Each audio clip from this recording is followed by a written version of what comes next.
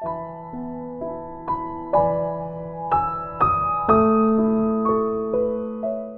말씀으로 이 새벽에 은혜의 말씀 전하도록 하겠습니다.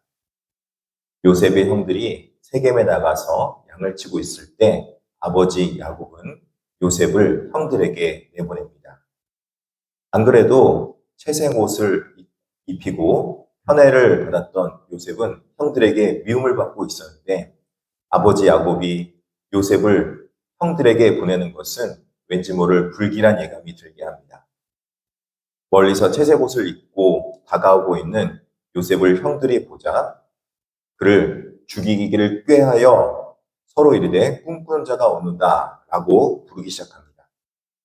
형들이 요셉을 부를 때 이름을 부르지 않고 꿈꾸는 자라고 부르는 이 별명은 요셉을 향한 조롱이자 그를 제거해야 될 대상으로 바라보며 그들에 대한 오해와 증오의 안경을 표현하고 있는 말이라고 생각하면 될 것 같습니다. 형들에게 요셉은 사랑하는 동생이 아니라 그 꿈으로 인하여서 자신들의 안위를 위협하며 또 그리고 자신들의 권위를 무시하는 그런 동생으로밖에 보이지 않았던 것입니다. 그래서 20절에 그를 죽여 한 구덩이에 던지고 우리가 말하기를 악한 짐승이 그를 잡아먹었다 하자 그 꿈이 어떻게 되는지를 우리가 볼 것이라 하는지라 라고 말하면서 그를 죽여서 구덩이에 던지고자 했습니다. 그리고 꿈을 없애버리고자 했던 것이죠. 이에 장자 르우벤은 생명만은 살리기를 원했는지 그를 그냥 구덩이에 던지고자 제안하여서 나중에 그를 구출하려 했습니다. 하지만 그는 결정적인 순간에 자리를 비움으로써 책임을 회피하게 된 것이죠. 그리고 요셉은 이제 혼자서 도저히 나올 수 없는 비가 왔을 때 빗물을 가득 받아두는 그 구덩이에 빠져서 생명이 어떻게 될지 모르는 상황에 이르게 되었습니다. 형들은 그럼에도 그 동생을 구덩이에 넣고 앉아서 음식을 먹고 있기까지 했습니다. 그들의 악한 행동들이나 악한 마음들이 어디까지 가는지를 알 수 있는 거죠. 그때 이스마엘 사람들이 길라앗에서 물건을 팔러 내려올 때 상인들이 지나가는 걸 보고 유다는 형제들에게 제안을 합니다. 우리의 혈육이요 우리의 동생이라고 말을 하면서 마지막 관계에서는 생명만은 살리고자 그를 이제 미디안 상인들에게 팔고자 했습니다. 결국 이 일로 인하여서 요셉은 미디안 상인들에서 팔려서 노예로 애굽으로 내려가게 됐고 그는 애굽에서 형들의 배신을 당해서 노예 생활을 하는 삶을 겪어야 했습니다. 요셉의 마음이 어떠했을까 생각해 보면은 요셉은 좌절과 절망과 형들에 대한 배신감으로 가득 찼을 것입니다. 그러나 그 상황 속에서도 요셉은 하나님 앞에 믿음을 잃지 않았음을 성경은 지속해서 보여주고 있다는 것이죠.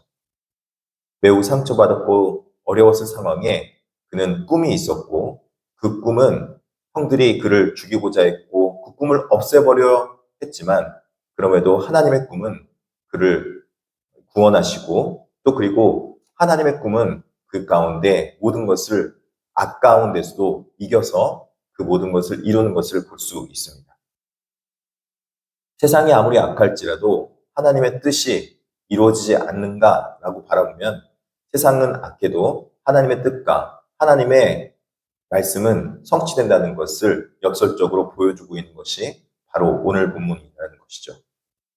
이 땅에 때로는 슬픔 당하고 어려움 당하고 배신 당하고 아픔을 겪을지라도 하나님께서 그 악한 것 때문에 악한 행동들 때문에 하나님의 뜻이 꺾여버리는 것이 아니라 오히려 하나님의 뜻이 더욱더 그 악한 행동 때문에 더욱 드러나고 하나님의 구원의 역사가 이루어지게 된다는 것을 오늘 본문은 말씀하고 있습니다.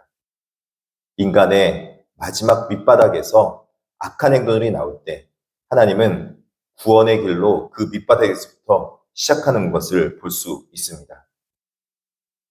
요셉의 그 채색 옷을 벗겨서 이제 찢고 피를 묻혀서 아버지 야곱에게 형들이 그 피 묻은 옷을 가져갔을 때 아버지 야곱은 그 찢겨진 옷과 피 묻은 옷을 보면서 아마도 자신이 지난날에 했었던 잘못된 아버지 이삭을 속이고 형 에서를 속였던 그때가 생각났을 것입니다.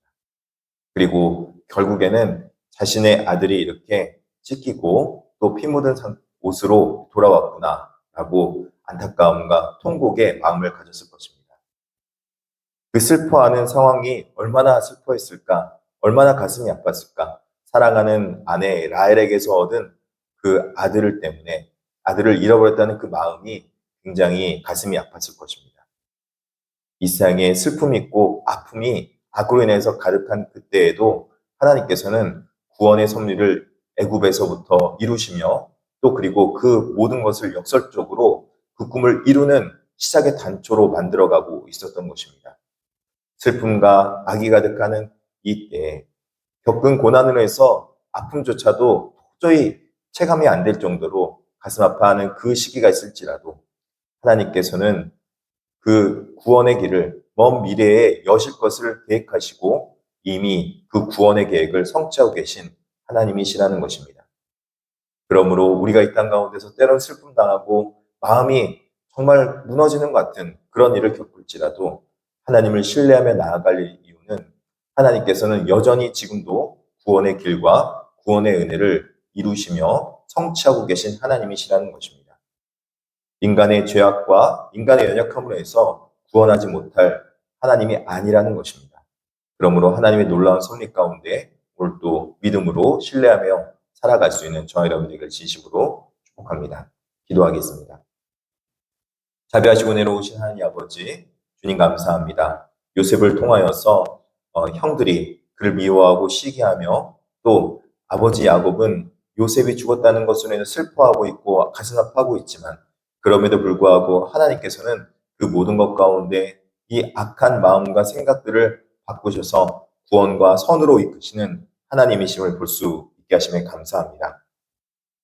우리 인간의 연약함이 이 땅 가운데 가득 찰지라도 오히려 하나님께서는 구원의 길과 선하신 길로 인도하실 수 있는 분임을 우리가 깨달아 알고 하나님의 뜻 가운데 온전히 나아가며 하나님을 신뢰하며 나아갈 수 있도록 주께서 붙잡아 주시옵소서. 그래서 이 땅 가운데 하나님의 뜻이 이루어져서 이 땅에 가슴 아파하고 슬퍼하고 있는 백성들에게 하나님의 구원의 놀라운 역사가 이루어지게 하여 주시옵소서. 육신의 아픔으로 인해서 힘들어하고 있는 백성들, 김유경 이사님과 김아재 이사님의 며느님, 우리 모든 아파하는 자들에게 치유의 광선으로 함께하여 주시옵시고 하나님께서 낫게도 하여 주시옵소서. 물질적으로 어려워하고 있는 백성들에게 물질의 복을 내려 주시옵시고 영권이 필요한 자들에게는 영권도 허락하여 주시옵소서. 무엇보다도 하나님의 자녀들에게 만복의 복을 내리셔서 하나님과 동행하는 자녀들이 되게 하여 주시옵소서. 감사하며 예수님의 이름으로 기도드립니다. 아멘.